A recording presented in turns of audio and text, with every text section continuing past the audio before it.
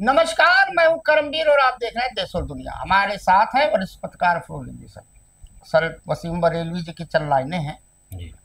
क्या दुख है समुंदर को बता भी नहीं सकता, आंसू की तरह आग तक आ भी नहीं सकता। तू छोड़ रहा है तो खता इसमें तेरी क्या, तू छोड़ रहा है तो इसमें खता खता तेरी क्या, हर शख्स मेरा साथ निभा भी नहीं सकता। प्यासे रहे जाते हैं जमाने के सवालात, किसके लिए जिंदा हूं बता भी नहीं सकता। घर ढूंढ रहे हैं मेरा रातों के पुजारी, मैं हूं चरागों को बुझा भी नहीं सकता। वैसे तो एक आंसू ही बहाकर मुझे ले जाए, ऐसे कोई तूफान हिला भी नहीं सकता। वाह। सर, आज सुप्रीम कोर्ट में सुनवाई हुई एसआईआर पर। जी। आज सारे पक्षों को सुनने के बाद सुप्रीम कोर्ट ने चुनाव आयोग के वकील राकेश द्विवेदी जी को सुना। हम्म। उन्होंने बहाना खूब बनाने की कोशिश की, ये वो, लेकिन सुप्रीम कोर्ट ने आज खाली बोल वचन नहीं दिया, हम्म। बल्कि आर्डर लिखवाया कि मंगलवार तक, क्योंकि वर्किंग डे सोमवार मंगलवार ही है, तो 48 घंटा उसको लिखवाया टेक्निकली कि मंगलवार तक आप पूरा वेबसाइट पे अपलोड करेंगे सूची, कितने मर गए, कितने बाहर चले गए और कहाँ कहाँ गए। इसके अलावा आप विज्ञापन देंगे अखबारों में, सब जो बड़े अखबार हैं, और बीएलओ का नंबर देने के लिए तो खुद राकेश द्विवेदी जी ने कहा कि हम देंगे, क्योंकि सुप्रीम कोर्ट में राकेश द्विवेदी जी ने कहा था कि साहब हम हर जगह ब्लॉक वाइज जो लगवा रहे हैं लिस्ट। तो सुप्रीम कोर्ट ने कहा कि भाई हर आदमी तो इतना पढ़ा लिखा है नहीं, तो आप उसे सारे अखबार में दीजिए, दूरदर्शन पे दीजिए, विज्ञापन चैनल पे प्रसारित कराइए। अब आज फंस तो गया, आज गोपाल शंकर जी ने भी बहुत कायदे फांसा उनको, और शुक्रवार को फिर सुनवाई होगी। और आधार को उन्होंने कहा कि जरूरी है, और आज ये बात राकेश द्विवेदी ने भी मानी कि आधार और एपिक नंबर, इसको आर्डर में भी लिखवाया है सुप्रीम कोर्ट ने। क्या कहेंगे सर? अब देखिए, ये हमारे जो दर्शक हम लोगों को सुनते हैं जी, हम उनको बातों को बहुत सरल और आसान तरीके से बताने की कोशिश जी। करते हैं।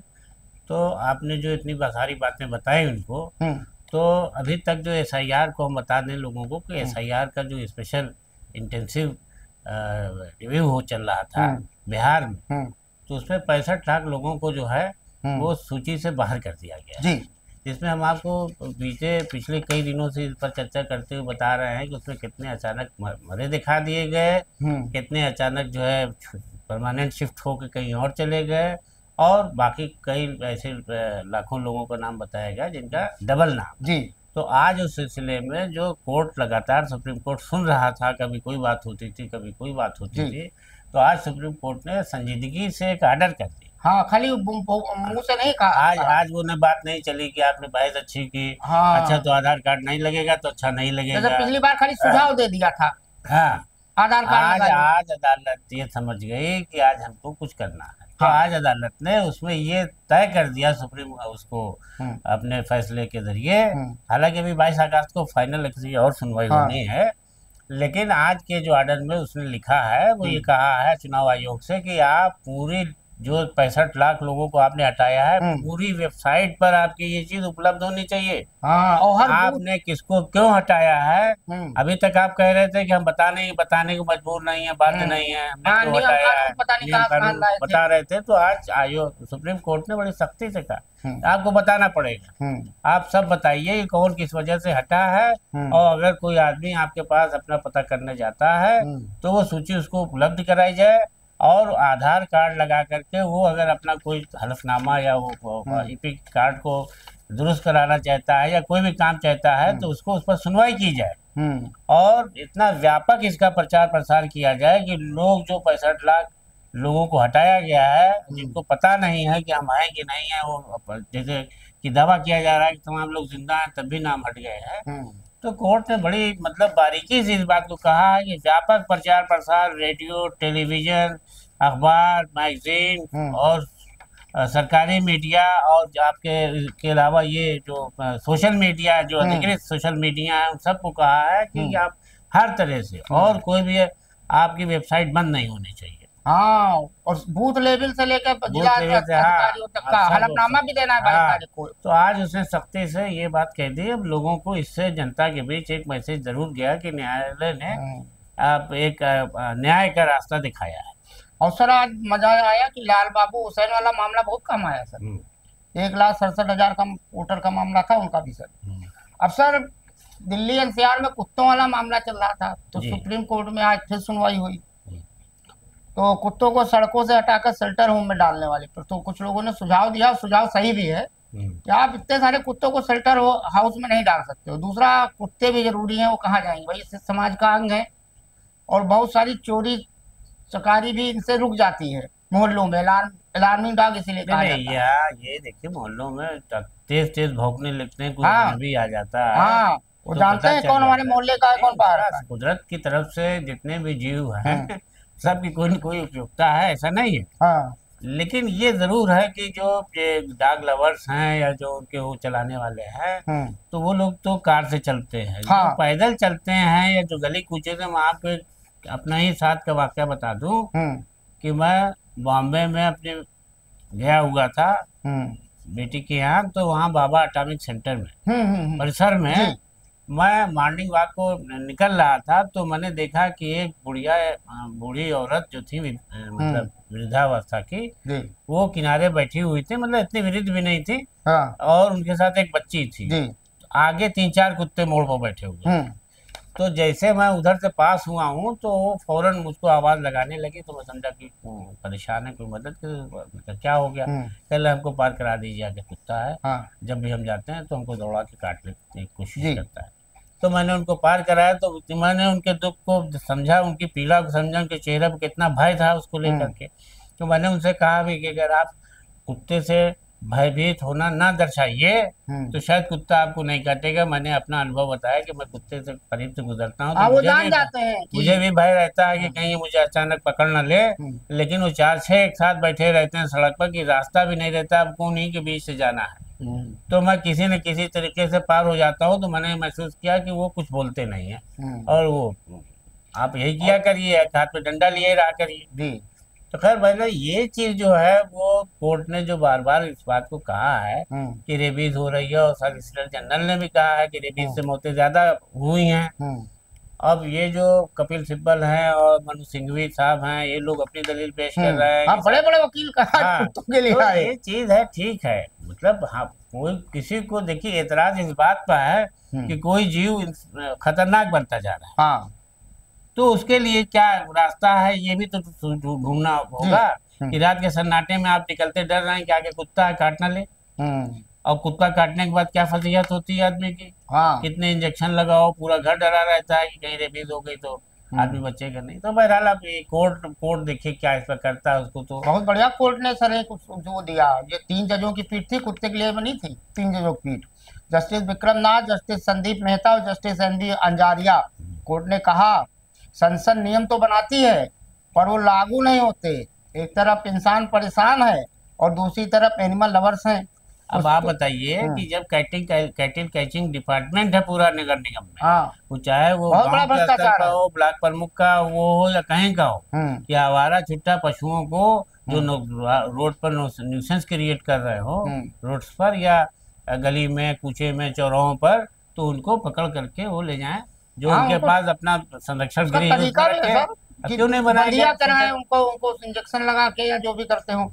अब सर कल एक मुद्दा हम लोगों ने उठाया था और हमने कहीं ने सोशल मीडिया में नहीं देखा था, वो सुप्रीम कोर्ट वाला। आज मजबूरन हमने देखा 2-4 गोदी मीडिया वालों ने उठाया मामला। नहीं तो उसमें क्या है, वो तो आप हरियाणा वाले। हाँ, वो हम लोग कल ही पढ़े थे आज, लेकिन कई मीडिया ने उठाया।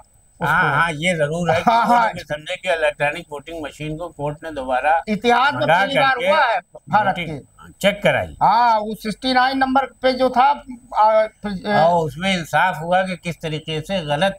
हाँ, प्रिजाइडिंग ऑफिसर वो अनिल मसीह टाइप का था। अनिल मसीह जैसे चंडीगढ़ में मेयर का चुनाव करा रहा था, उसे विजयी घोषित कर दिया। जो जीता था मोहित हार गए थे उस समय, पराजित बता दिया। हाँ, अब सर वाशिंगटन ने भारत को फिर चेतावनी दी है। आज पाकिस्तान का वो था स्वतंत्रता दिवस, वहां से अलग वो शुक्रिया अदा कर रहे थे डोनाल्ड ट्रंप को, प्रधानमंत्री वहां के, कि उन्होंने समझौता करा दिया। अब वाशिंगटन ने भारत को चेतावनी दी है कि रूस से तेल खरीदने के मामले में सेकेंडरी टैरिफ बढ़ सकता है। अमेरिकी ट्रेजरी सचिव स्कॉट बेसमेंट ने कहा है कि यह निर्णय राष्ट्रपति डोनाल्ड ट्रंप और रूस के राष्ट्रपति व्लादिमीर पुतिन की अलास्का में शुक्रवार को होने वाली बैठक के परिणाम पर निर्भर करेगा। मतलब सीधे डरा दिया है कि अगर पुतिन से हमारा समझौता नहीं हुआ तो उसका सारा खामियाजा भुगतेंगे फूफा मतलब मोदी जी। क्या कहेंगे सर? अब देखिए, ये तो बिल्कुल बेतुकी बात है कि रूस और यूक्रेन का युद्ध समाप्त करा के क्रेडिट लेने के चक्कर में भारत पर अनुचित दबाव बना रहा है। रूस को डरा रहे हैं कि तुम्हारा हम कारोबार ठप करा देंगे, तेल नहीं लेने देंगे चीन को, भारत को लेगा। और तेज भारत तो चीन से कह रहे हैं तुम अगर तेल खरीदोगे तो अतिरिक्त टैरिफ लगाएंगे हम तुम्हारे ऊपर। लेकिन भारत ने भी कमर कस ली है, उसमें कह दिया है कि हम कुछ ऐसा कुछ करने नहीं जा रहे हैं। कांग्रेस ने पीसी की कल बुरी फंसी भाजपा। एक चीज तो पक्का हो गया कि चुनाव आयोग ज्ञानेश कुमार गुप्ता कहीं ना कहीं फ्रॉड कर रहे हैं। अब जो भाजपा अभी तक वकील बनी घूम रही थी चुनाव आयोग की, अब भाजपा भी कर रही है। नहीं बहुत जगह फ्रॉड हुआ है। अब अनुराग ठाकुर कल बाकायदा पथन्ना लेके आए थे, वायनाड का, कन्नौज का, रायबरेली का, भगवान जाने कहाँ का 6 जगह लाए कि इन सब जगह फ्रॉड हुआ है। देखिए, अब वही कह रहा हूँ कि ये राहुल गांधी को काउंटर करने के लिए ले आए हैं। फंस गई भाजपा और इनको वही चीजें मिनटों में मिल गई। मतलब मिनटों से मेरा मतलब तो कह रहे हैं आपको 1 हफ्ते में, 10 दिन में, 1 महीने मिल गई। और जो राहुल गांधी मान रहे थे उनको 6 महीना लगा।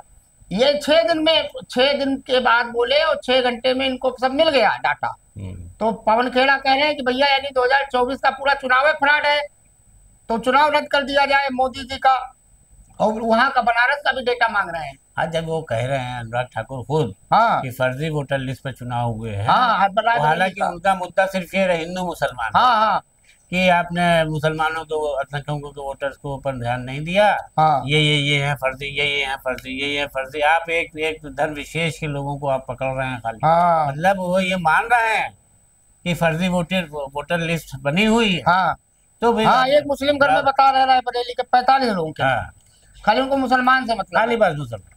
अब लेकिन फंस तो गए सर। भाई अनुराग ठाकुर ही कह रहे थे ना कि क्या कह रहे थे, नारा लगवा रहे थे, देश के गद्दारों को गोली मारो वाला। तो गोली मार रहे थे तो पवन खेड़ा आज कह तो रहे लगाए देश के गद्दारों को तो नीचे से लड़के लगाए। मतलब ये है मारो। तो वही स्थिति है सर। अब भाजपा इसमें फंसी है कि नहीं, आपका क्या कहना? आप तो भाजपा मान रही है ना कि यानी फ्रॉड हुआ है, तो यानी ज्ञानेश गुप्ता को या तो इस्तीफा देना चाहिए। सही बात है। और या तो मोदी जी इस्तीफा दें। नहीं, खुद ये अनुराग ठाकुर इतने बड़े नेता हैं भाजपा के, केंद्रीय मंत्री हैं, खुद पूछे उससे कि राहुल गांधी जो दिखा रहे हैं उन्होंने ये नहीं दिखाया, ये इनके भी नाम काटो। कन्नौज का उदाहरण दिया अनुराग ठाकुर ने कि अखिलेश यादव के लोकसभा क्षेत्र कन्नौज में 2,91,000 से अधिक डुप्लीकेट वोट है। इन लोगों का काम ये है कि जैसे पार्टी फंस रही हो तो वहाँ इन यादव को ढूंढो, मुसलमानों को। अब वायनाड पे इन्होंने कहा कि 90,000 वोट जो है फ्रॉड पड़े वहाँ। अब ये नहीं जान पाए कि प्रियंका गांधी 4 लाख से ज्यादा वोटर जीती हैं, तो 90,000 कौन सा माने रखता है? बरेली से वायनाड तक बता रहे हैं फर्जी वोटर। कुल मिला के स्थिति यही है सर। तो आज के लिए इतना ही, धन्यवाद।